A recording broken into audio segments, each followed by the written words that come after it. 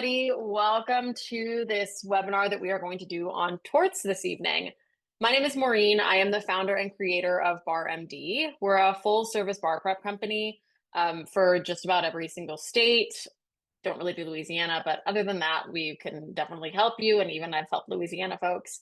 If you're a foreign trained lawyer, we work with tons of you guys too. But we have everything you need from full bar prep programs. So like literally everything down to if you just need a supplement, if you've got your bar prep going and you already need it, or even if you're a law student, we've got stuff that can help you. So it's books and classes and exercises and just all sorts of good stuff. Just if anybody needs, if anybody needs a one-on-one meeting with me, if you want to strategize, you don't know what works for you, you got results, you want to go over them, I'm available, particularly in October and in November. After that, I get really kind of busy and booked up. But if you want to have a chat with me, feel free. Let me know. Send me a DM. I can give you a link to sign up for a one-on-one strategy session with me. So just want to throw that out there. Tonight we are going to talk about torts, and torts is kind of a fun subject, I think, and just really in that it's one that people feel a bit more comfortable with. If it's one that if you tend to feel more comfortable just with the subject matter. It's very elemental. It's like there's, most causes of action within torts just have elements that you have to meet. Whether it's all of the intentional torts or products liability or strict liability or negligence also. So yeah, there is just tons of that. Torts is a little bit easier to memorize. It's not so conceptual and just so crazy detailed like civil procedure. So I'm excited to get into it. So let me get my slides up here. And we're going to do things. I'm trying some stuff out. So let me know what you guys think as I'm going through class. I'll mention some stuff. All right. So today we're going to deconstruct some torts MBEs and we're going to review a torts essay. So that's what we're going to do. And I'm going to kind of go back and forth a little bit. And I'm actually just curious. I'm really, really curious to hear from you guys on something. I've been having a debate with my team on the best way, what do people like? And we've sort of come up with a hybrid. But in terms of learning, when you're learning a multiple choice and when you're learning an essay, and tell me in the chat, I'm going to stop sharing real quick. Do you prefer to have it where I have my screen with the question up with like a multiple choice question, and I'm literally marking it up and explaining it to you and diagramming it exactly how you would do it on the bar? Or would you rather me have it in a PowerPoint slide where I'm not marking it up, but it's in a slide? Can you guys tell me if you prefer a slide or the actual markup, option 1 or option 2? Markup. That's what everybody. Some people say option 2. And some people like and I'll show you guys what we sort of decided. But what I'm going to do for those of you not in these free webinars, but if you're in my full classes, what we're going to do is I'm going to mark it up, but I'm going to have PowerPoints with some of the key takeaways too. So it'll be like the tips and stuff. You'll get that stuff in a slide in a presentation, and you'll also get my markup. So we're going to sort of do both. And so I'm going to start messing around with that. Another thing that I would suggest that you do. So all of you that are here, when you register for these classes, when you register for these free sessions, when we send out the email, inviting you to register for the webinar, there's an assignment that we give out. And what I would recommend, particularly with the MBE, but also with the essays, is you should print them out. You should print them out and for 2 reasons. And I want you to do 2 things. And I'm going to suggest this in my course as well. Because one thing I want to do is I want you guys to identify, I want you to be able to identify where in a process you missed something. Where did you miss a step? So, and I want you to know how you missed that and how you not miss that in the future. So I go through a lot of detail, as you've seen when I go through a multiple choice problem and as you will see tonight. So what I would recommend that you do is you print out those problems. There's the link that we sent out in that email. And if you're watching this on YouTube, we're going to put it in the description of the video as well. So just check that below. So print out that document, mark up, and use either a pencil, or do it with like a black or blue pen. So either a pencil or a black and blue pen when you're doing the problems. Then bring your marked up document to class and have either like a red pen or a different color. Like I have these when I'm editing like books and stuff, I have these pencils. It's literally called an editor pencil. Or one version that I have is called that, but there's just a red pencil. And then when you come to class, you can then mark up the differences. So then you can see on your own work. Does that make sense to everybody? What you missed, what you didn't pick up on. So I don't know if you guys do that, but like I think that that's something that I like to do, and I do sometimes when I'm marking up student work. I want to see their marked up document, and I will then follow up on it and be like, nope, it's actually this that you missed, or it's this that you missed. And that's something I do when I'm working with tutoring students too, when I'm looking at their own marked up work, because I want to see what they're missing, what they're not seeing. So it's a really good way that you can come to class a little bit more prepared. Let's get into it. So let's get this back up. So, okay, first we're going to get into the question. I'm trying to do like images and stuff in this too. Sometimes they're just to like go with the fact pattern, and sometimes they're actually really instructional, like this one that I did. I'll show you guys. So this is what I'm doing is I'm putting some of my reasoning in a PowerPoint, so you'll be able to see it. This question, there's some other stuff where I'm like showing you examples. So we're going to get into all this today, but I'm a little excited to show you guys, getting ahead of myself. So let's actually get into the question, and then we're going to look at it on the screen here as well. So, or on the PowerPoint. Let me get it up on my iPad. Okay, so first, start with the call of the question, right? In a suit against the man, is the neighbor likely to prevail? Okay, so this is a really common thing with torts fact patterns, is they don't tell you the cause of action. That is one of the things that makes torts fact patterns pretty tricky. They don't tell you the cause of action. So torts questions can be deceptively hard, right? How many of you guys, and tell me in the chat again, do you feel like torts is probably one of the easier subjects? Just generally speaking, comparatively.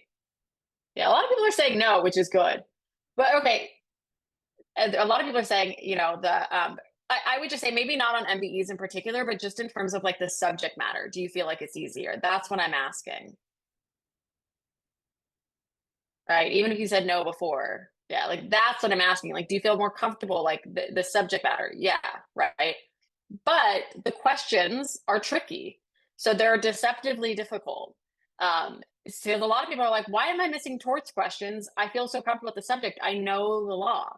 And that's because there's so many other things happening. And one of the big things is that in about half of the torts questions, they do not tell you the cause of action. But that's one of the tricks.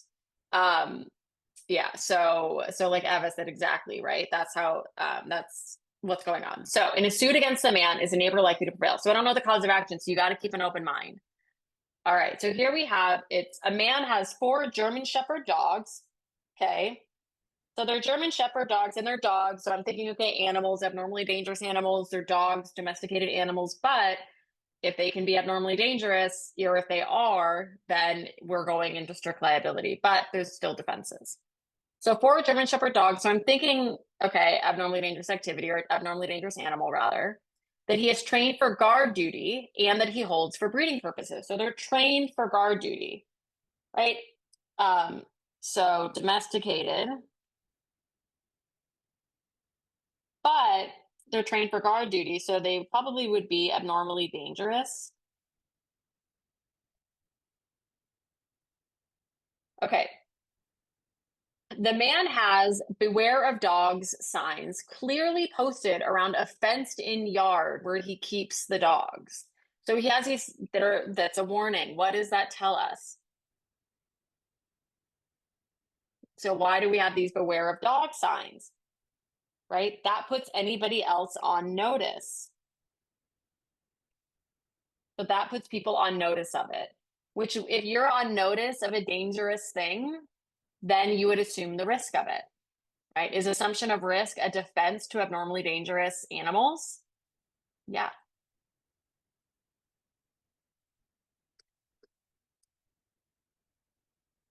Yeah.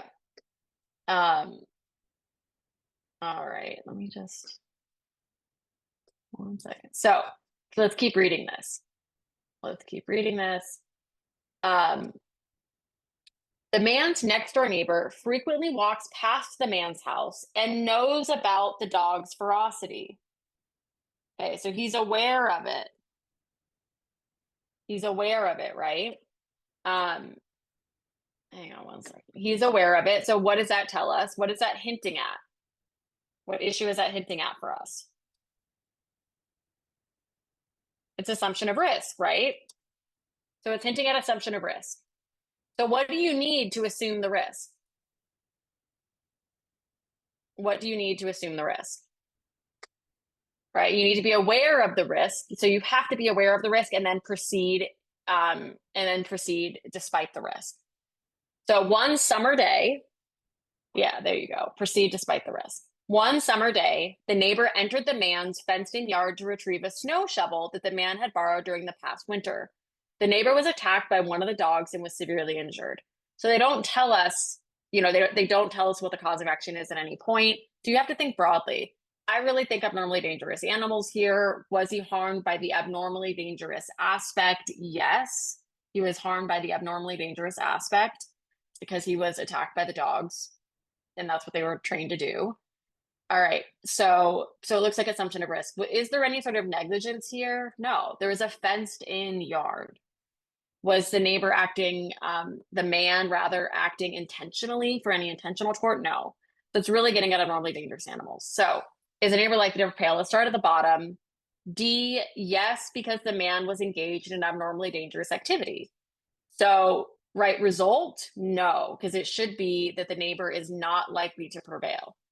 Also, and this is something we see a lot in torts problems, just because you're engaged in abnormally, well, actually, it gets wrong a couple of things here. One, it's not an abnormally dangerous activity, it's an abnormally dangerous animals. Activities are more like blasting, dynamite blasting, etc. So this is incorrect. It's not activity, it's animals. And also, it would be necessary to be engaged in abnormally dangerous animals, but it's not sufficient on its own. You have to meet all the requirements and have no available defenses. So I'm going to say this is necessary, but not sufficient. And we'd have to change the language a little bit.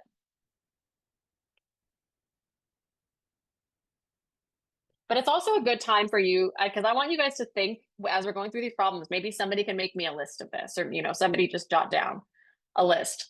What are all of the various topics? And we're going to look at 3 questions tonight. All the various topics that are,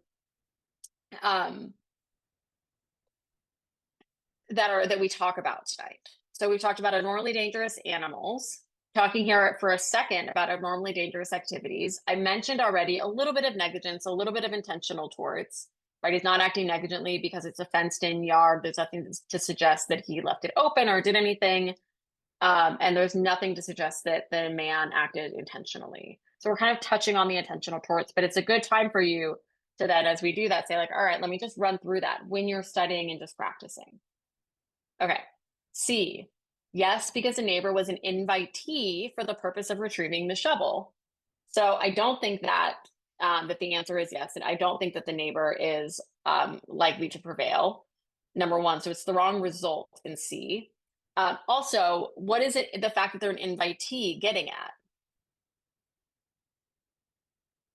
What is the fact that they're an invitee getting at? When do we consider if somebody is an invitee, right?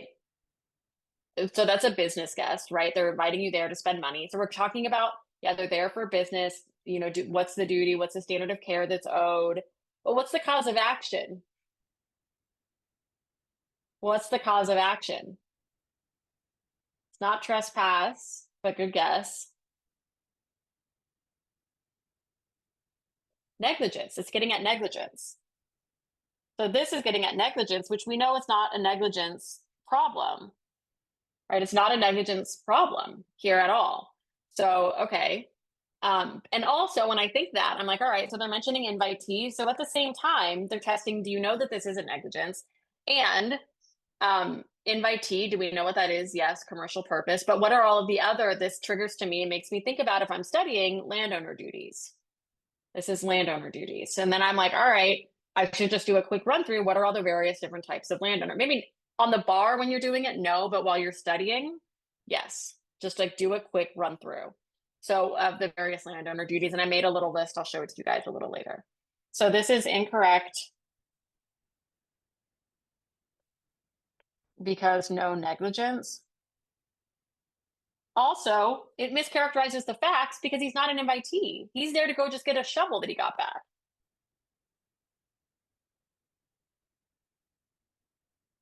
He's not an invitee. He's a trespasser in this instance. And then also, they're sort of hinting at some stuff that you can see come up in a criminal law fact pattern for burglary. If somebody is going onto the property of another to take something back that is theirs. So if I go to Bob's house to take my water bottle that he stole from me and I'm going to get my own property, I'm not there to commit a larceny because I'm not taking property of somebody else. I'm getting my own property.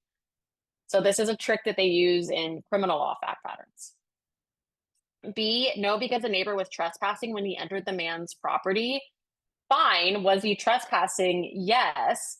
But trespassing alone isn't a bar for recovery. Um, yeah. And also, like, being an invitee or being a trespasser is relevant to negligence, not abnormally dangerous animals. So this is just sort of like irrelevant and it's not at issue. Not at issue.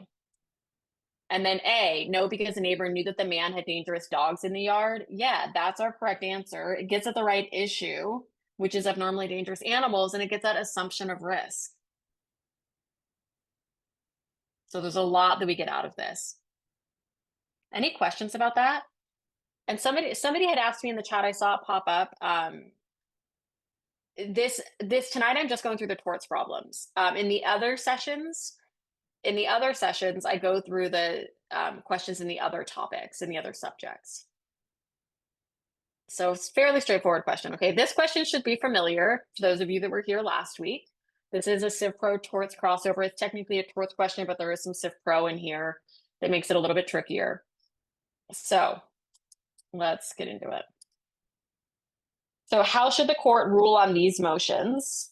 I said last week and still hold give the same tip. When they say how should the court rule on these motions, you usually want to look directly above to see what the motions are. So both parties move for a judgment as a matter of law. And remember, a judgment as a matter of law is challenging the sufficiency of the evidence. That's our legal standard. Challenging the sufficiency of the evidence. All right, so how should the court rule? Let's get into the facts. A man entered a tavern in an obviously intoxicated condition, was refused service, and was ordered to leave and escorted out. Just after leaving the tavern, the man staggered across the road toward a liquor store. As he was crossing the road, the man was struck by a car and severely injured. The man sued the tavern for his personal injuries. So again, they're not telling us the cause of action. But if I run through the checklist of all of the possible causes of action here, what could they be? So is it intentional torts? No. Negligence? Possibly. Defamation, strict liability for abnormally dangerous animals or activities? No. Not any of the privacy torts, not products liability. They're really, did I say intentional? It's not intentional. There's no vicarious liability, anything like that. So this, we're really looking probably at negligence. And a little tip is when you're looking at negligence, and really when you're looking at any, it's helpful just to jot down the elements. So duty, breach, causation, damages, and then no defenses. Not an element, but it's just good to write down. Okay, and then check them off as you go and try to identify what's going on. And one thing with this is the higher up in the chain of negligence, the better. So if we can strike it at duty, if we can say that they didn't owe a duty, that's going to be a better answer than they weren't the cause. So the higher up in the element list here, the better. Because if I say they didn't owe a duty, we don't even get to breach. And that's something that people get mixed up on a lot. People will jump to a defense when a better defense is saying they didn't know a duty to begin with, because you just get out of the case much faster. Does that make sense? Okay, so the man sued the tavern for his personal injuries. I ran through, said, okay, it's probably here going to be negligence. I listed my elements. At trial, the evidence established the facts as set out above. At the close of evidence, both parties moved for JMOL. How should the court rule on these motions? So what should they do? So let's walk through each of these. A, deny both motions and submit the case to a jury because reasonable juries could conclude that the accident was foreseeable.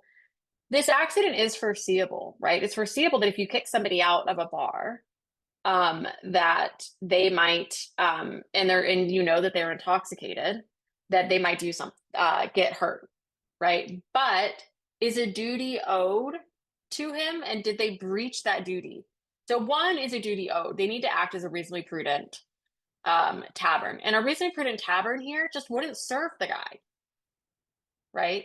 So, did they do anything wrong by kicking him out, just sending him back out? No, they didn't serve him. So could reasonable juries conclude? Does it matter that the jury could conclude that the accident was foreseeable? It doesn't matter. But I love A because it's a true statement. It's a true statement. And I don't like granting a JMOL either. But when we're thinking negligence and really getting in that mindset, A is incorrect. So you have to keep in mind, even if the reasoning is true, it doesn't necessarily make it the right answer, which can be really tricky. It can be really tricky. So this is, again, I mentioned this in the last one, it's necessary. It would be necessary to be liable that the accident was foreseeable, but that alone is insufficient. Yes, doesn't mean that they were negligent, so.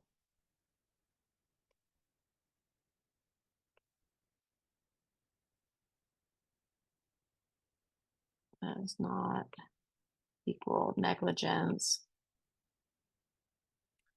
B, deny both motions and submit the case to a jury because a tavern is a place of public accommodation. This is just sort of irrelevant and it's not getting at anything. And this, like, B would be an answer if you were like, I think that is significant, but I don't know why. Does anybody see this that, oh, a tavern is a place of public accommodation and think, oh, that's something I probably should know and I don't know it? That's a really common experience to have in doing multiple choice problems for the bar. Does that happen to anybody? I know I did this one last week too because there's civil procedure, but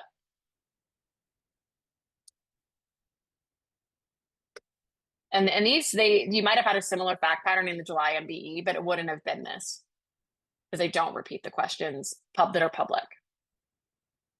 So the fact that it's a place of public accommodation is just completely irrelevant. That doesn't create a duty. So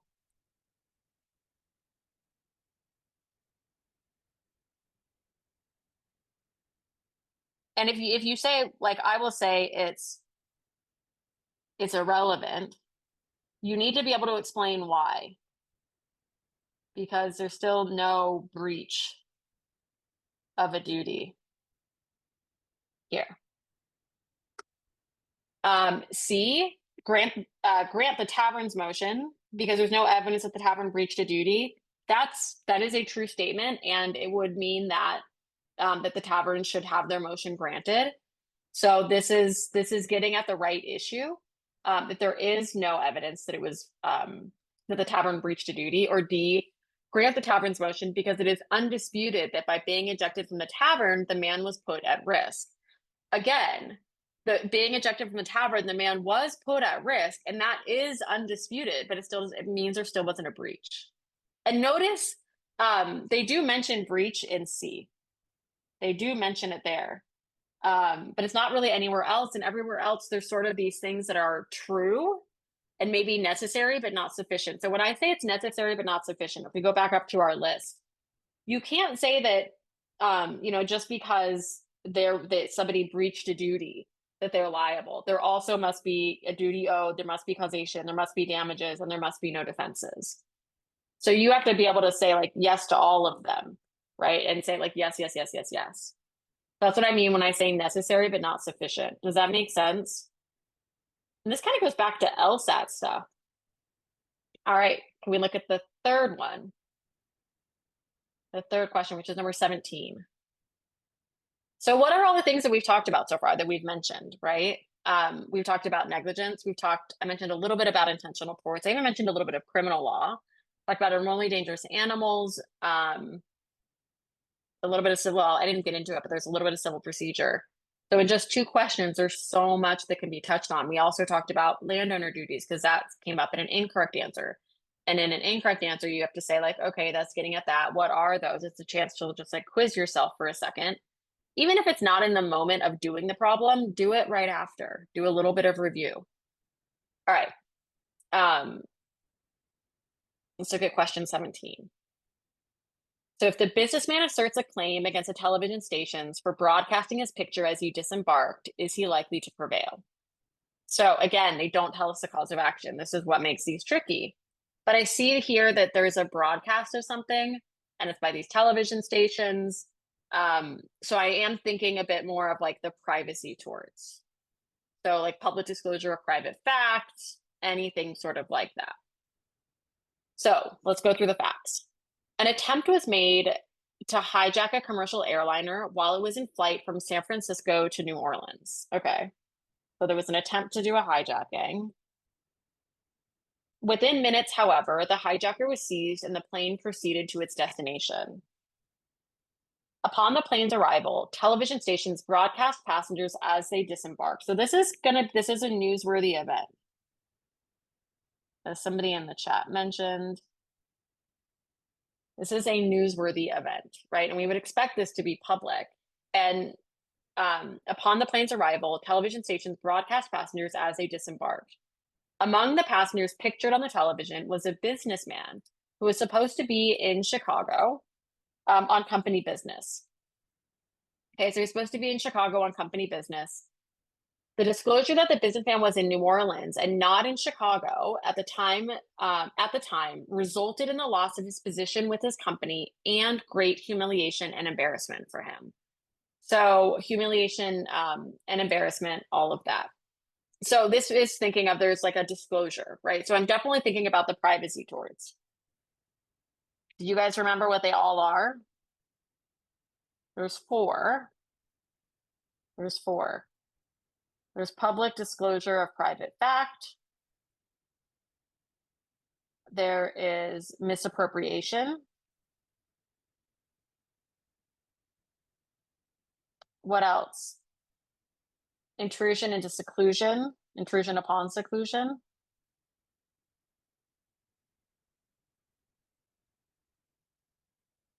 And false light. Yep. There's always others. I always will get three, and then the fourth one, I'm like, what is it? False light, right? What here is most likely? It's probably public disclosure of private fact. Oh, A flip, that's nice. So you just do appropriation, false light, intrusion, and public disclosure. Yeah, I like that, Sawa. I like that, A flip.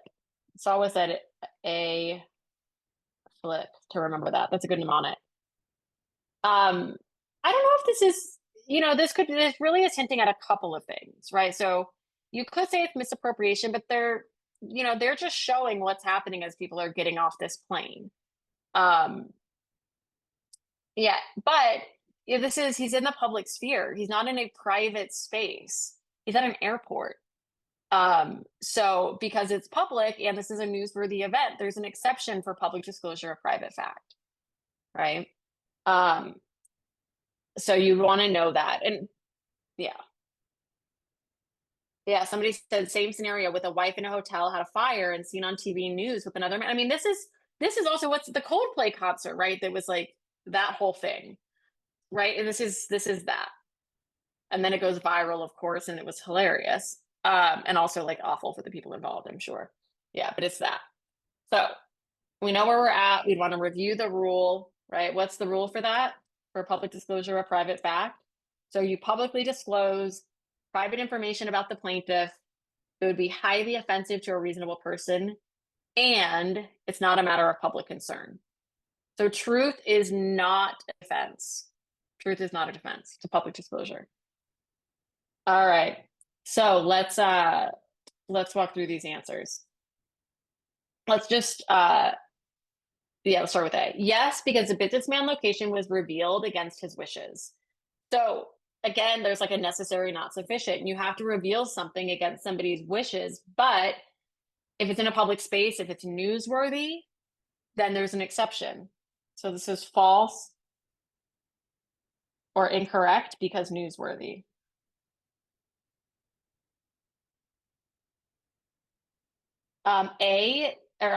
B, yes, because publication of the television, why did this, I think that's, I wrote that slightly off, caused the businessman pecuniary loss, right? So just because he suffered a loss does not render the television station liable. I should say television station, that's why. Television by. Publication by the television station caused the businessman pecuniary loss. Just because he suffered damages doesn't render him liable. So again, we would need, this, I don't even think you have to have they're pecuniary, yeah, loss. He suffered a loss, he did suffer damages, but is that all we need? And it's not.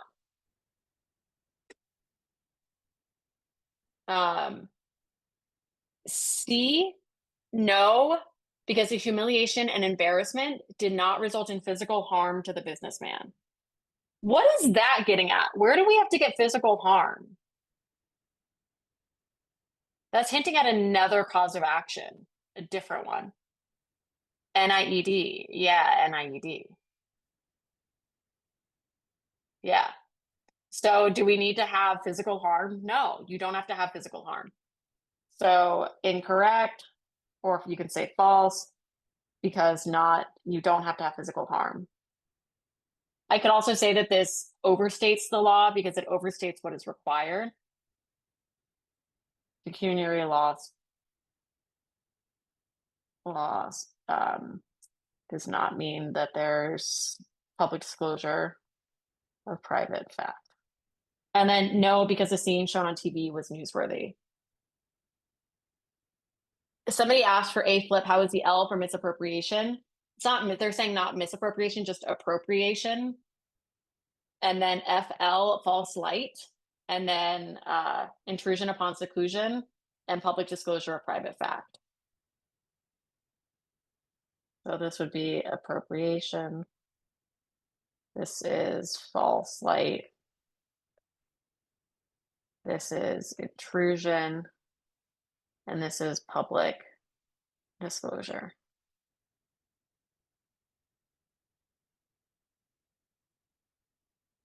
Okay, so D is our correct answer. Now let me go back and just review a few things with everybody.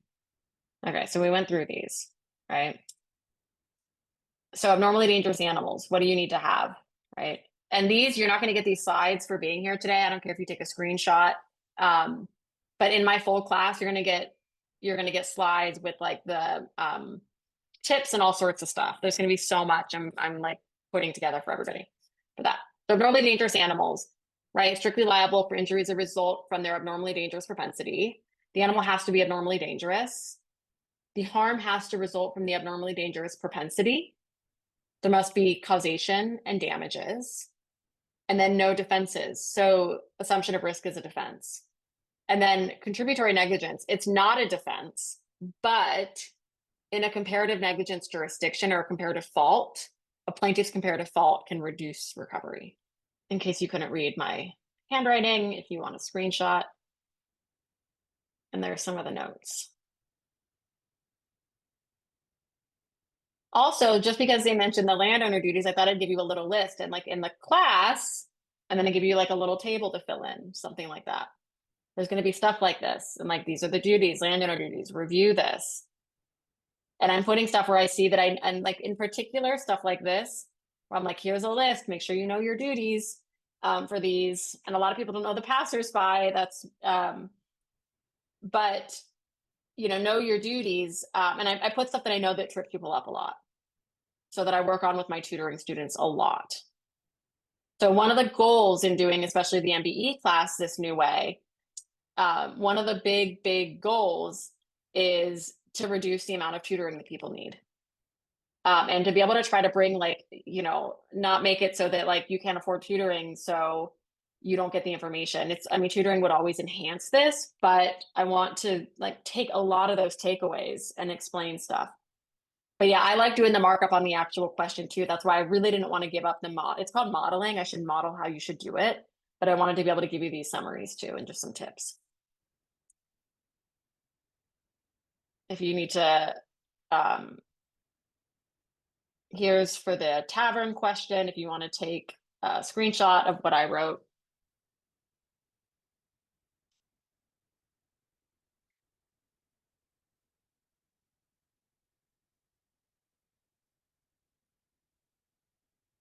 And I'm going to move forward.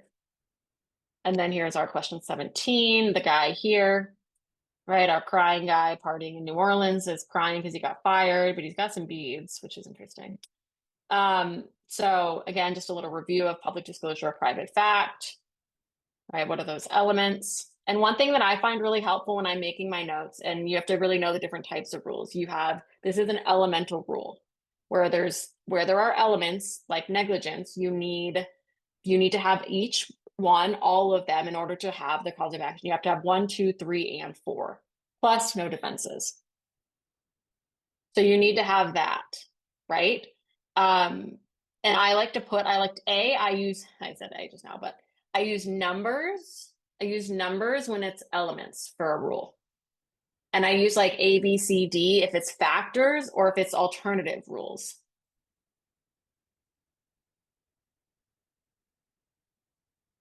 So it's something that I like to do. Plus, I always like to capitalize. And you'll hear when I teach and I speak this, I emphasize the ands because you should always. It's a really good thing to do.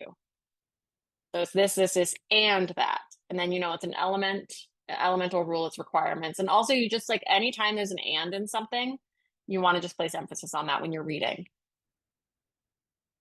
All right.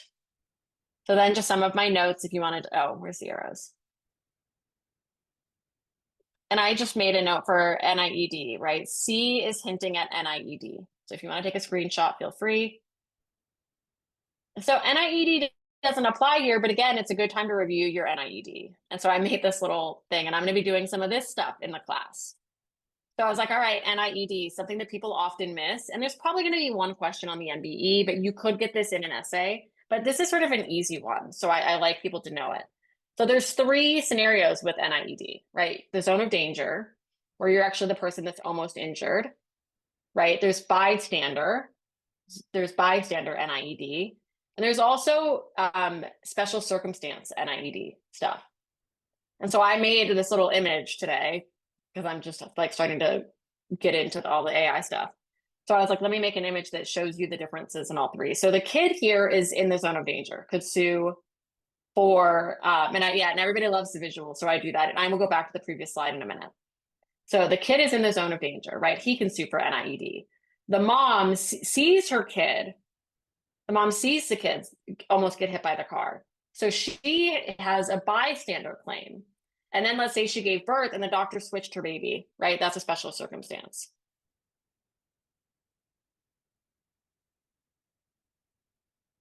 Right, so those are the 3 different types of NIED.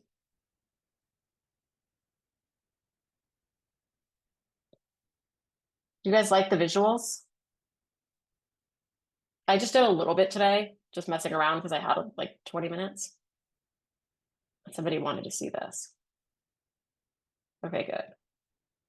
Yeah, so I'm going to do this a lot with all my classes and some of the stuff teaching and like just to help with the memorization and to keep it a little bit just like more engaging. I think it's a little bit more engaging.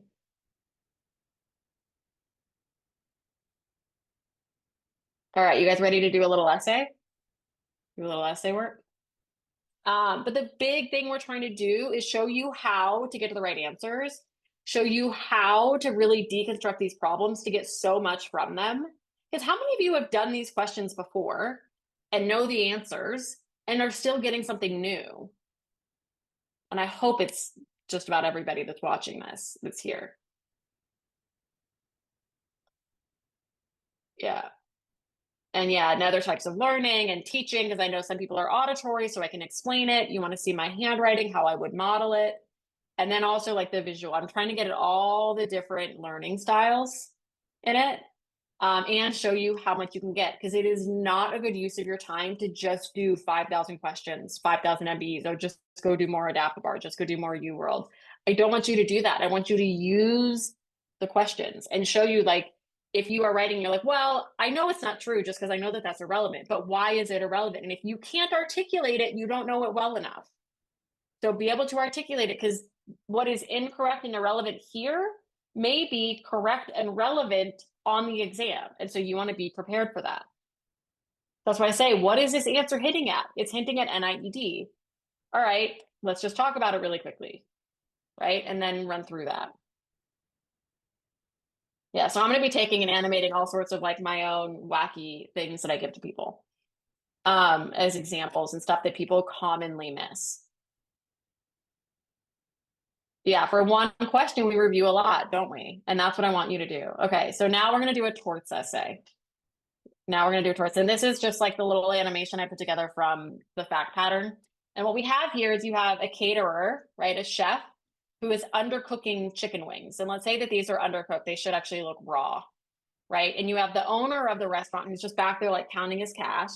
And you have the server who knows that they're undercooked, who's going to serve the wings to this woman who's now going to be sick from eating them. It cut off my picture a little bit, which is annoying. All right, so let me get the question. Give me just one moment. And I actually don't know that we're going to be able to write the entire question, but I'm going to write out the analysis of at least part of it. But in the course, we are going to walk through in every single class for every subject. We are going to walk through 2 full essays from start to finish. And for every single subject, you're going to get a subject issue checklist, which I'm going to talk a little bit about tonight. You're going to get access to a library of, well, one, a study schedule telling you what essays to do when. And I've carefully selected all of the essays to make sure that you are covering the breadth of topics within each subject that you need to know. You don't just want to do, okay, I've done 10 torts essays. Well, if 8 of them tested negligence, you're not covering everything. Do you know how to do products liability? Do you know how to do abnormally dangerous activities in animals? Do you know how to do intentional torts? Do you know how to do vicarious liability? All of those various things you've got to know how to do. So there's 10 essays in every subject, plus we do have a bank of more in case you've done those essays before. And for nearly all, not all, but for like a large majority of the questions that you get assigned in the course, because it's more than just what we do in the live classes. There's also a study schedule with essays and all sorts of stuff assigned. But in the live classes, then I'm literally modeling it and walking through it and explaining all the concepts and what the facts all mean and all of that stuff too, and showing you how to write. So we do a lot in the live, but it goes way beyond just that. It's not just, and all the live stuff is recorded too and uploaded. Yeah, so there's a lot. There's just a lot of stuff going on. So let me get this essay open. Give me just one moment. And we are going to do, it should be the July 2014 Torts essay, and for California. And for those of you that are UBE, it's still really helpful because we follow the same process. And I'm going to switch back and forth in these free webinars doing California and UBE, and they're both helpful for each. We are going to start with the call to question. So, under what theory or theories, if any, might patron bring an action for negligence? So it's just negligence against caterer, waiter, and or owner. And what is the likely outcome? Discuss. So I know that I'm dealing just with negligence, but there's 3 separate causes of action, which is a lot. So on my, one of the things that I teach you to do is this process where you're going to step-by-step put the essay answer together. And okay, so now I have my answer, and you know, I type into like a Word doc, but obviously, like if it's a real exam, you're going to be typing into your exam answer. So I would just list out, I'm going to just do a little bit of setup at this point. So I'm going to do 1 caterer or patron, v caterer, patron, v waiter, and patron, even though they don't number it 1, 2, 3, I think it's easier. Patron v owner. And what's the likely outcome? Now we're doing negligence for all of these. So I'm just going to do negligence. And I don't really use copy paste when I'm writing just because it just leads to a lot of mistakes. Okay, so I have negligence for each of them, and I'm just leaving it at that. I'm just leaving it at that. But if it didn't tell me the cause of action, I would list my issue checklist for the entire subject, which for me is this. Oh, PDSE, which is GINPDSE, which stands for God, I need to pass this dang stupid exam, right? That's what that means, which stands for general issues. This is like joint and several liability. Oh my God, joint and several liability. It's also, oh my God, when you're suing on behalf of somebody else, not vicarious, but what do we call that? Like a parent is suing, like the child has the cause of action, but it's a parent that's suing. There's like, yeah, the word has escaped me all of a sudden. Um, let's see. All right, so general, any sort of general issues, not subrogation, it's something related to that. So general issues, intentional torts, um, negligence, that's for the N, products liability. No, not a guardian ad litem. I know I have it written down. A strict liability, but that's for abnormally dangerous activities in animals. I know everybody's trying to think of that too. And then I have just a category of like extra torts. So this covers nuisance. Yeah, that's vicarious liability, Tiffany, which is, yeah, there's vicarious liability, but it's another word I'm thinking of. Yeah, it's just, I get like this sometimes. So extra torts, right? So this is literally everything within torts that you need to know. Yeah, there's like indemnity, contribution, joint liability, derivative action. Yeah, but that's a little bit different. But yeah, thanks everybody. It's gonna bother everybody now. It's not the word I'm looking for. It's so dumb. And it's not even something you really need to know. So let's forget about it if we can. So if I didn't get the cause of action, this is what I would list for all of my for all of torts. And you can just do this. And it's really good to do this because it's going to help you to pick up more issues. I could do a different essay, the July 2010 torts essay for Cal. That's another really good one that to look at. And that's where I really use this list. But on this one, we don't need it because they told us negligence. So I wanted to kind of keep things a little bit lighter. So here we have, let's go through the facts. Oh, that's right. Thank you. That's this dang stupid exam. Defamation. I'm going to open up the fact pattern on my iPad. I'm going to mark it up just like I did and just like I want you to do on the actual bar exam. Give me 1 second. Let me pull it up on the iPad. We'll switch. You will have the exam documents in hard copy on the exam. Somebody asked if you get hard copies or if it's electronic. It's all on hard copy. Okay, so here's our fact pattern, right? Under what theory or theories, if any, might patron bring an action for negligence against caterer, waiter, and or owner, and what is the likely outcome? All right, so we're in torts land, so I could do it here, GINDPSE. Sometimes I get them wrong. Like I always switch the P and the D, but it doesn't matter. Okay, so owner owned and operated a small diner where cook and waiter worked. After closing one day, cook called in sick for the following day. So it's after closing that they call in sick. So it's late at night, right? You've got to find someone in an emergency for the next day. Owner knew that an acquaintance, caterer, owned and operated a catering business. Owner asked caterer to fill in for cook. Owner told caterer, I want you to run the kitchen for 1 day. I will pay you your standard catering fee. I just need somebody who knows what he's doing. Caterer agreed, telling owner, I'll bring my own knife set, but I assume the kitchen is fully equipped.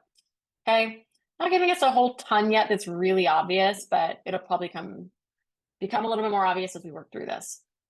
Owner did not check caterer's references. So this looks like some negligence of owner.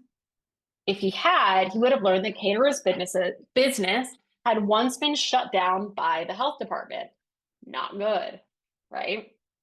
Okay. Caterer went to owner's diner and started to cook. Patron, a customer, ordered chicken wings from waiter. Waiter gave the order to caterer. A notice posted on the kitchen wall entitled Health and Safety Code Section 300 Notification stated, to avoid food poisoning, all poultry products must be cooked at a minimum temperature of 350 degrees. Upon observing that the oven was set at 250 degrees, waiter informed caterer that the oven should be set at 350 degrees. Caterer responded, just worry about waiting tables and leave the cooking to me. Caterer did not raise the temperature of the oven and removed the chicken wings shortly thereafter. So didn't do anything. So negligence by O. So here we have caterer's negligence by caterer. So they're undercooking. Okay. And the waiter knows about it. So just worry about waiting tables, leave the cooking to me. Caterer did not raise the temperature, remove the chicken wings shortly thereafter. So waiter served the chicken wings, knowing they're undercooked. And maybe they don't totally know that they're undercooked, but maybe they don't totally know that, but they really should know, right? So what does the fact here tell us? When they give us a statute, what are they getting at? Negligence per se, right? Negligence per se. So this is the caterer. So that's their negligence. Okay. Waiter is aware of it. Okay, waiter served patron the chicken wings. Patron ate the chicken wings and suffered food poisoning as a result. Right? When you're marking it up initially, like if it's just you coming to it, you might just mark it up a little bit like this. Maybe you mark it up a little bit more, maybe not so much. And also, I'm like, well, I didn't mark up this first paragraph. This is really getting at vicarious liability for O. So O for C and for W, right? There is employees. Well, it's a waiter is owner's employee. Caterer, it's going to be a question. Are they an employee or an independent contractor? You've got to start thinking about those vicarious liability factors, right? If you bring your own tools, that's more like an independent contractor. How much control do you have? So caterer is probably cooking the restaurant menu, doesn't have a say in that. He's cooking how he wants to cook it. He's probably doing it pursuant to the hours of the restaurant because they're not going to change those. Cooking the restaurant's normal menu. Working with the restaurant's other employees, but getting paid the standard catering fee, which is probably more than what cook makes. So there's some ambiguity here. Okay, so what I want to do is I know it's negligence. So I'm going to go back and I'm going to look in my answer, and I'm going to pull that up too.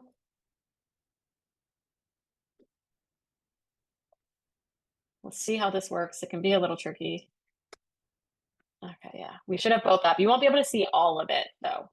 So I'm going to put in my subheadings. And notice I'm not typing in rules yet. So negligence. So first, a duty is a duty owed. Then what's the standard of care? And this is just for caterer. Did they breach? Causation, actual and proximate, damages, and then defenses. Does it seem like there's any sort of defense here for the patron that they're going to raise against patron? Has patron done anything wrong here? Tell me in the chat. Not at all. They just went to a restaurant, ordered some food, expected it to be cooked properly, right? According to health code standards at the very least, right? So there's no defenses. Okay, so I'm always going to break stuff down at least the first time. Also, with caterer, there's a negligence per se issue. If we're talking, what does negligence per se establish? It establishes that a duty was owed and that it was breached. So I'm going to put that in here. Doesn't it do the rest of negligence? It's just those first two elements. So I'm going to put negligence per se in here. Okay, what about waiter? Waiter is just going to be really your standard negligence. Standard negligence. I'm probably, because I have to do 3 negligence analyses at one with negligence per se so far, I'm going to break stuff down a little bit less. So I'm not going to break down actual and proximate cause. So because I know I've written a lot of torts essays, this is stuff that you sort of start to get used to as you start to think about strategic decisions. And I know that I'm not going to have time to break stuff down so much. If this is UBE, we wouldn't be talking about all of the elements. We would be going right to the elements that matter.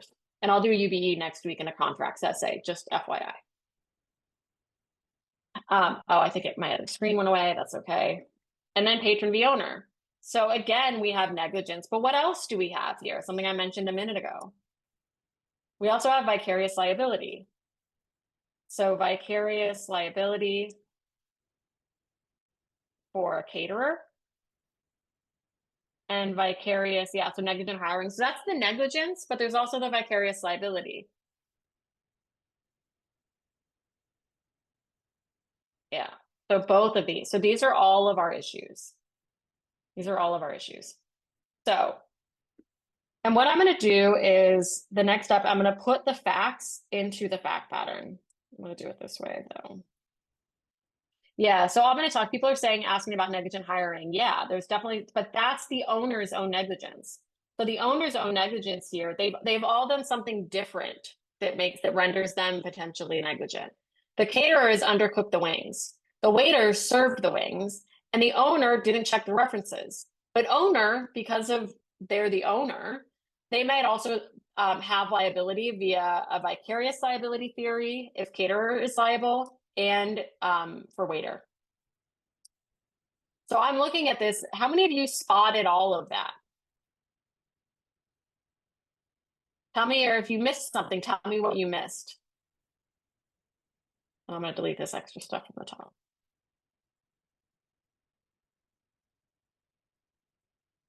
Did you miss something? People miss I expect people to miss vicarious liability.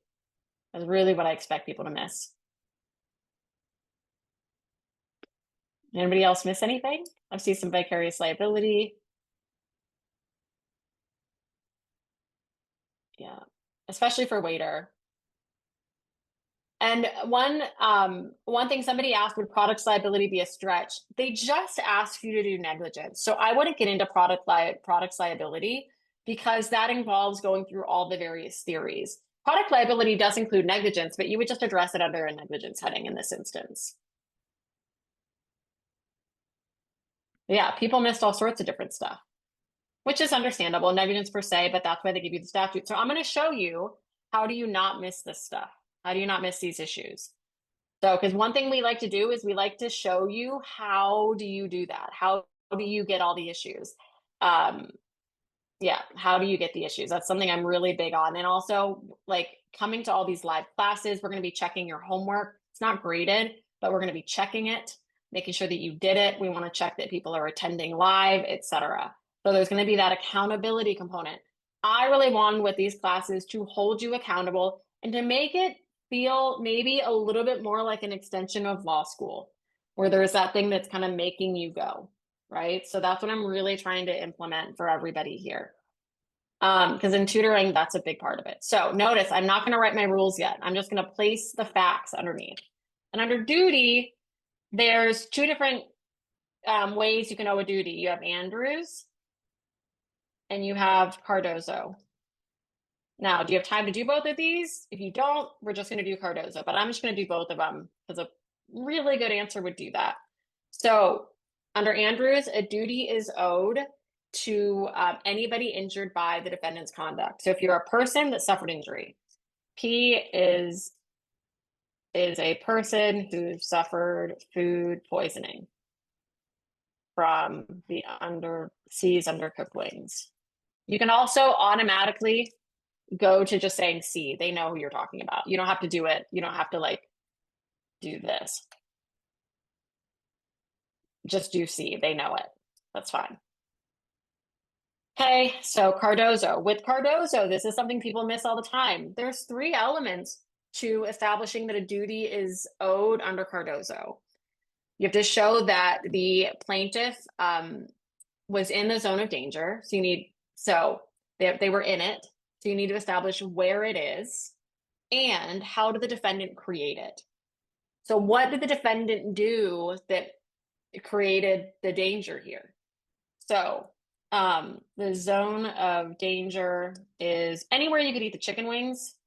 Um, the chicken wing area. We just say the restaurant. That's fine. That's what most people end up saying. But broadly speaking, or actually just on the bar when it comes to this issue, you want to think broadly.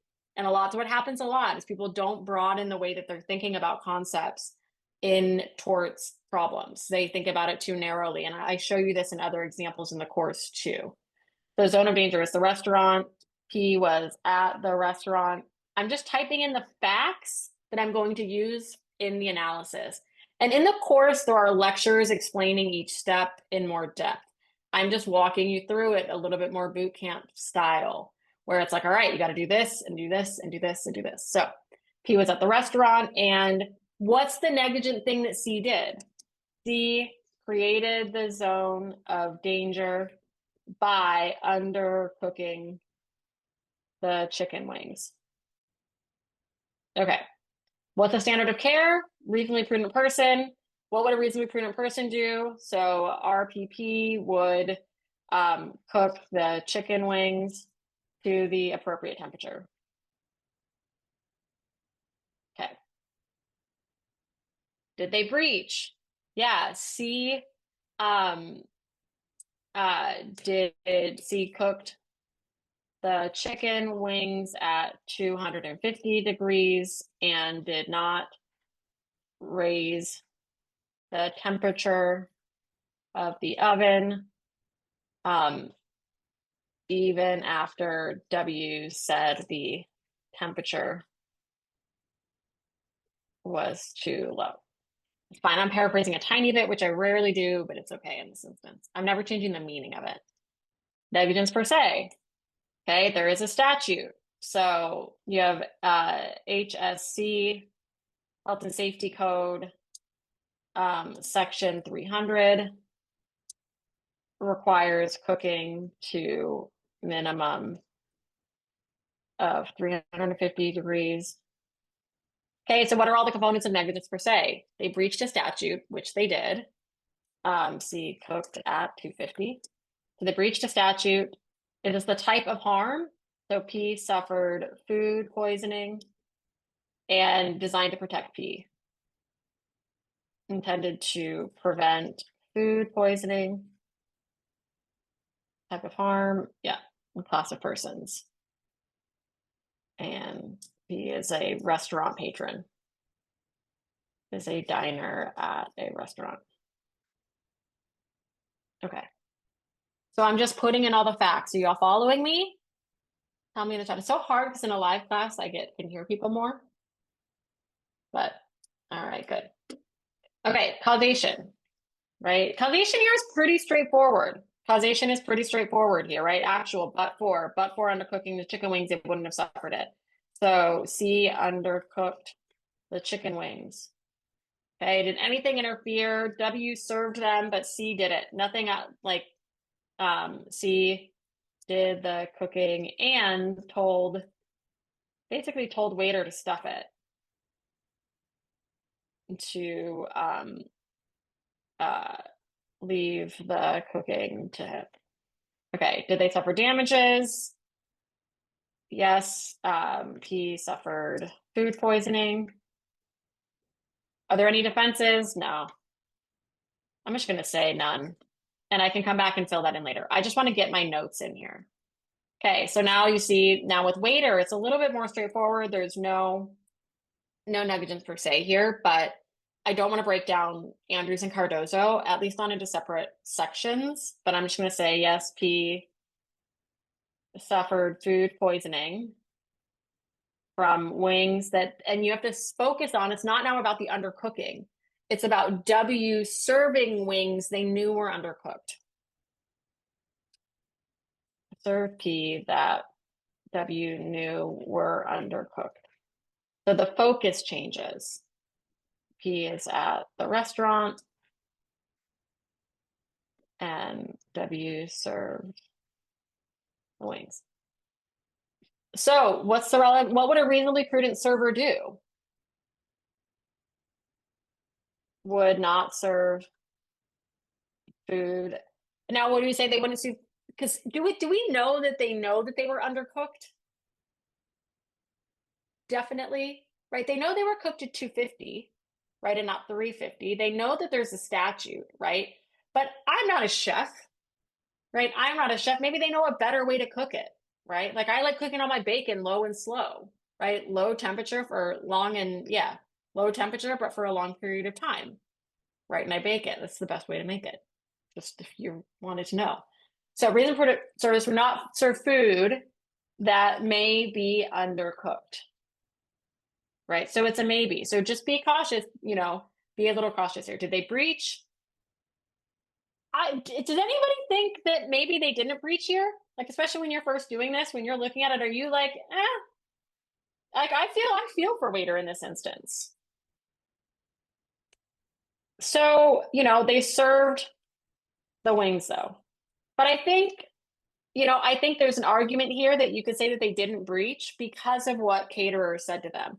So whenever there's a counter argument, I put a little asterisk and I put in a different paragraph, I put the facts that I want to use there, right? So caterer told W to just worry about waiting tables and leave the cooking to him. Yeah, I can't cook ramen either. Like I once put a cup of noodles in the microwave and I forgot to put water in it. And at my friend's house, and their house smelled like bad burnt styrofoam for like a solid week. It was terrible. Causation, right? So here, there's also a little bit of a problem, right? So yes, but for them serving him, they wouldn't have suffered the food poisoning. So W served the wings. But there's again a bit of a counter argument here because C cooked them. So arguably it's really C's fault.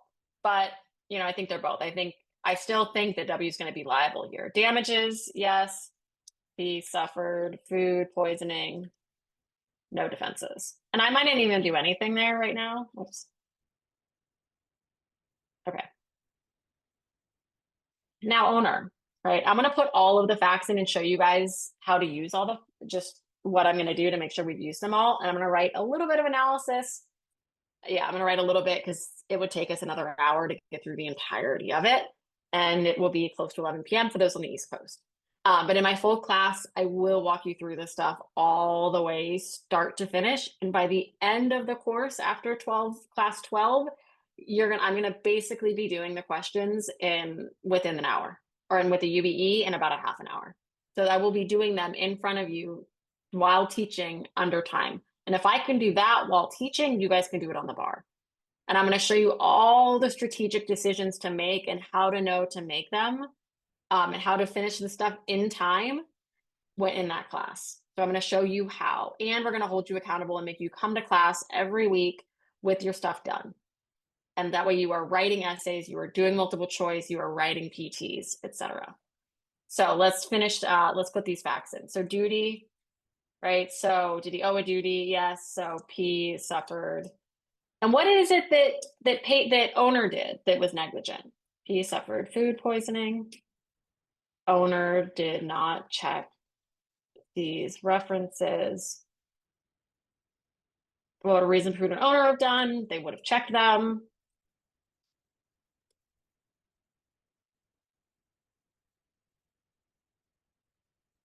Would have checked references. Did they breach? Yeah, I didn't check.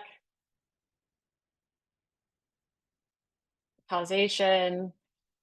Okay, is that the cause of it? Right? O would have found out. So O probably wouldn't have hired him about the shutdown. And probably, we don't even know that for sure though, because hired C, but also again, proximate cause, C cooked the wings. So we've got that issue. And then also W served the wings. Got two other kind of intervening issues here. Damages. So damages is really straightforward across the board. P suffered food poisoning. And then defenses. Okay. And then vicarious liability for caterer. All right. Um, so here, let's see, there's a lot of different facts. So I'm going to do the obvious ones that are from that first paragraph where O asked C to fill in for Cook for 1 day. O agreed to pay C the standard catering fee. C brought his own knife set. C used the kitchen. O's kitchen. Okay.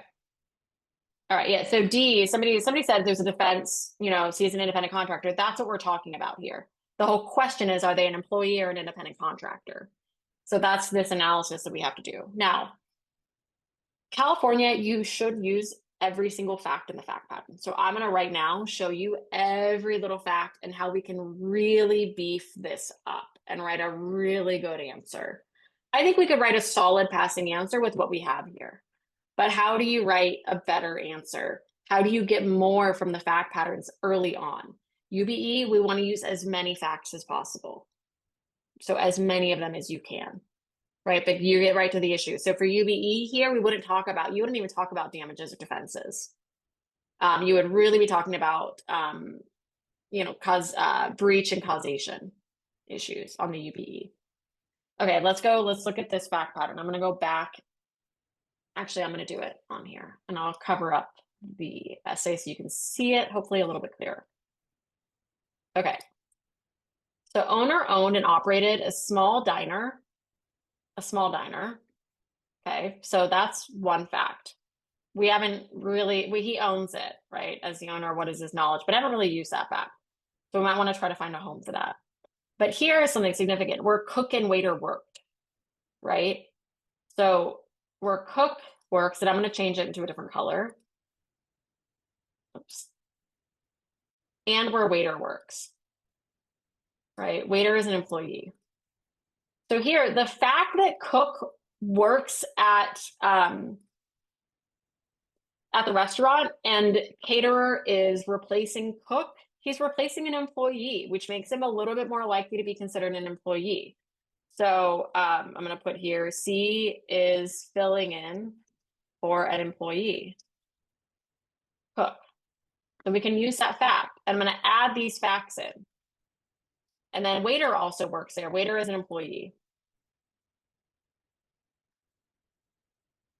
At the diner as an employee. So that one's really easy. Vicarious liability for waiter is it's like one sentence where you can just pick this up. And notice I've not written in any rules yet. That is at our last stage. And it takes me a while to explain this process when I'm teaching it here. In the course, you will have watched a few lectures where I break this up and really walk you through these steps. So I'm kind of packing a lot in here. So W works there. So we could get that extra little point at the end just by including that, just by saying like recognizing that fact and adding in the fact here. This makes them more likely to be an employee. So raising that point. Let's keep going. So after closing 1 day, okay, so this is a unique fact. So what's significant about the fact that, and we know that it was cook called in sick for the following day. Owner is in a bit of a bind. So this, to me, I think we could use, did he breach? This was a last minute thing. So, did he breach? Probably, but I can use and make a counter argument here. And you want at least one, ideally 2 counter arguments per essay, both California and UBE. So I'm not going to do all of these counter arguments. I'm just showing you all the potential that is there. So, and this also goes to like, if you talk to somebody after you write an essay and you're like, oh my God, I talked about this. And how many of you have done this in law school or on the bar where you're like, I talked about this. And, I say what I talked about. And you're like, oh my God, I didn't talk about that at all. And then you're both worried about it. And then it turns out, well, it doesn't matter. Like, as long as you did something, it's okay. This is why I say to not talk about the exams until results. It's generally how I think. So O didn't check the references, but Cook called out after closing one day and O needed to find someone quickly for the following day. So maybe that means he was acting reasonably. He called somebody that he knows. So after closing one day. And also the fact that there's a comma here, right? After day, the fact that there's a comma there, it's separating out the facts for you. So it makes it a little bit easier to see, okay, this is a unique fact. What can I say or what can I explain about this? So Cook called in sick for the following day. I do have both of those. Those are both unique facts, but I've got both. Owner knew that an acquaintance caterer owned and operated a catering business. And I might use that. So the fact that it's at least somebody that he knows. So C is an acquaintance of O's, and O knows C has a catering business, and it's just one day. All right, owner asked caterer to fill in for Cook. So he's filling in for Cook. That makes him more filling in for an employee, Cook, right? Makes him more likely to be an employee. All right, we've used that. Owner told caterer, I want you to run the kitchen for one day. Okay, so it's just one day. So it's one day of work, which isn't a lot. One day of work, not long term like an employee. Okay. I will pay you your standard catering fee. I think we use that.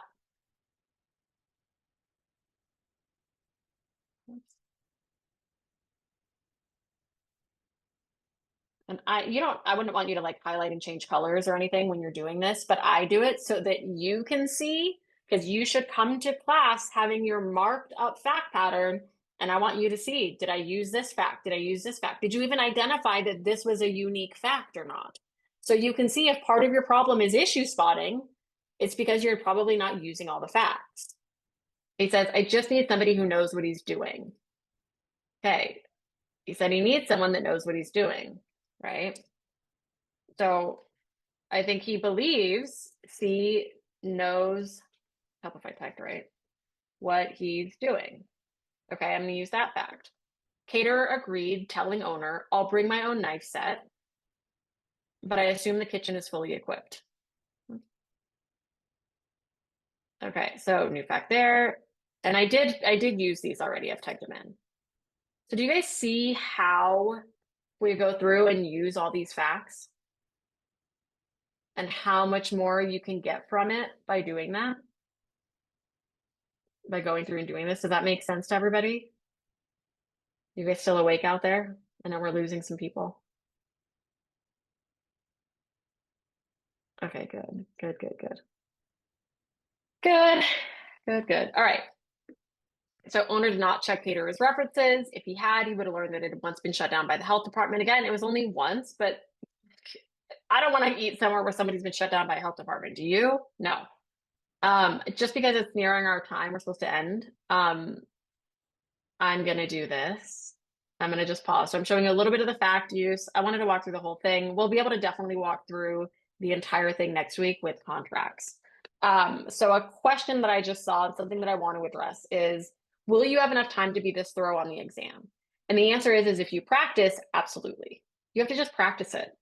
But I have taught so many people how to do this. It will be slow at the beginning.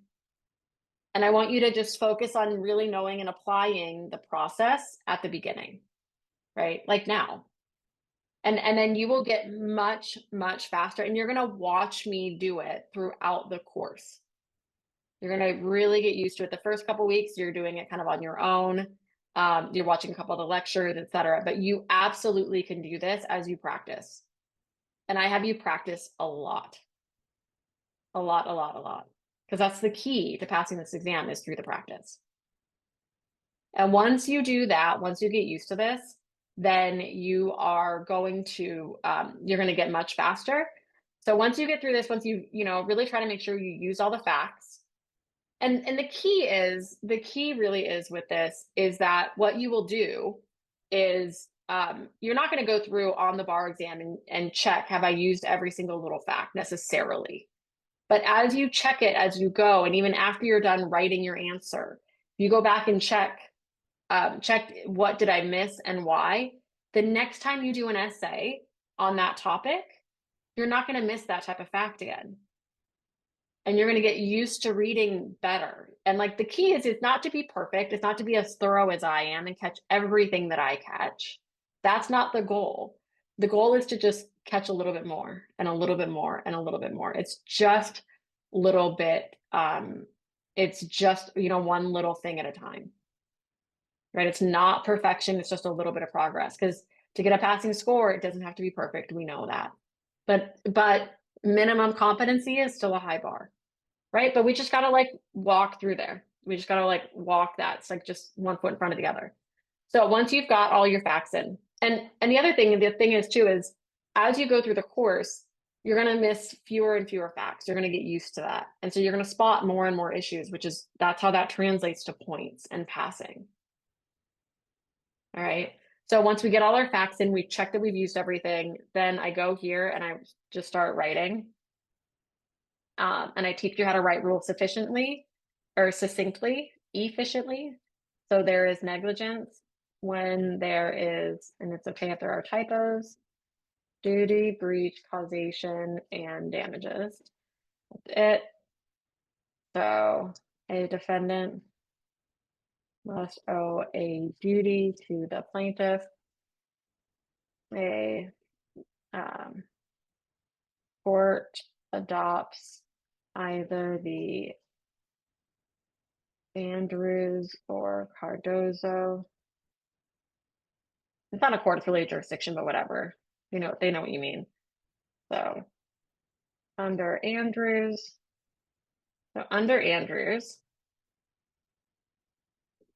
a duty is owed to all persons injured by the defendant's conduct. Okay. And then here, I'm just going to say here, a duty is owed under Andrews because, so I'm just going to add here, I'm going to add the buzzwords, which here is just a duty is owed under Andrews because, and then I've already got my facts in there. So when we put in our facts, we're really writing half the analysis. Put in a conclusion, thus a duty is owed under Andrews. Done. Okay. Under Cardozo, a duty is owed to persons within the zone of persons injured within the zone of danger. Sorry. Injured within the zone of danger created by the defendant's conduct.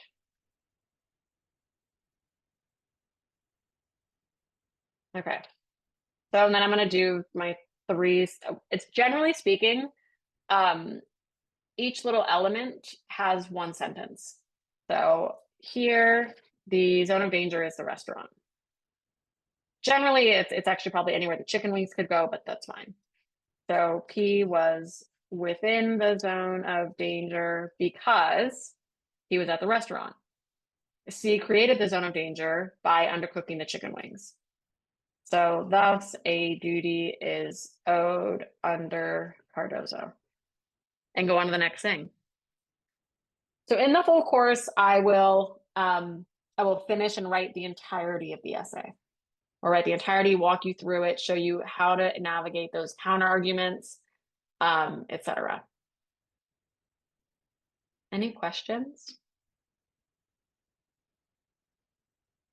Somebody said, do we need to talk about foreseeable or foreseeability aspect? So the thing is Andrews and Cardozo both define who is foreseeable. They say a duty is owed to foreseeable persons. The difference is Andrews defines foreseeable one way and Cardozo the other. So we are doing that.